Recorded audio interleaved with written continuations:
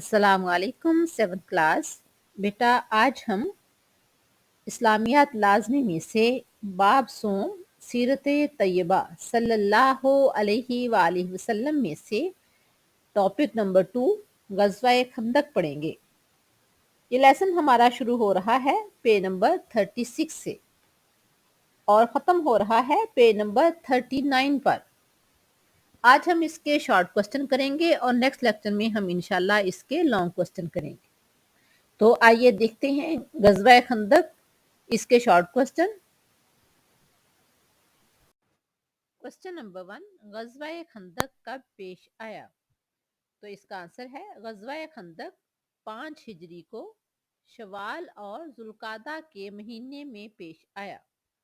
اس غزوہ میں کافروں نے 1 مہینے تک مدینہ منورہ کا محاصرہ کیے رکھا۔ اس دوران ان کے بہت سے لوگ قتل ہوئے۔ آخر کار وہ مایوس ہو کر واپس چلے گئے۔ اس طرح اس جنگ کا اختتام مسلمانوں کی فتح پر ہوا۔ کوسچن نمبر 2، غزوہ خندق میں حضرت سلمان فارسی رضی اللہ تعالی عنہ نے کیا خدمت انجام دی؟ تو اس کا آنسر ہے حضرت سلمان فارسی نے غزوہ خندق میں خندق کھودنے کا مشورہ دیا۔ حضرت سلمان فارسی فارس کے رہنے والے تھے۔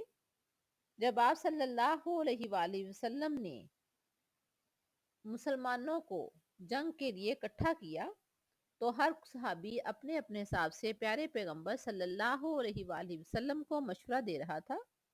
تو اس وقت حضرت سلمان فارسی رضی اللہ تعالی عنہ نے مدینہ منورہ کی حفاظت کی خاطر ایک خندق کھودنے کا مشورہ دیا۔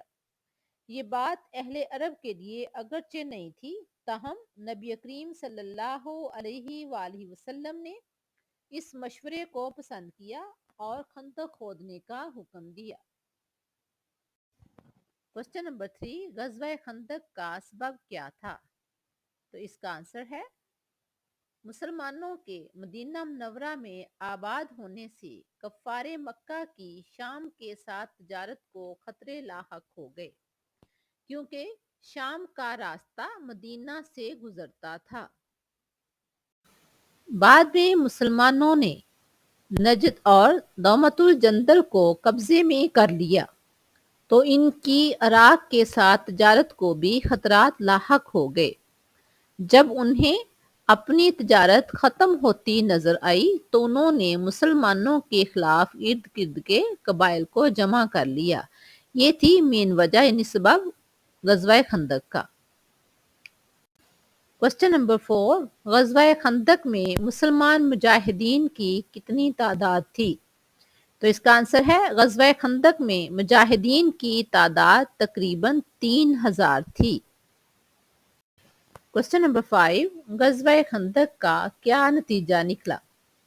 آنسر ہے غزوہ خندق میں 6 مسلمان شہید ہوئے، جبکہ کافروں کے 8 سے زیادہ افراد قتل ہوئے۔ مالی نقصان بہت زیادہ تھا۔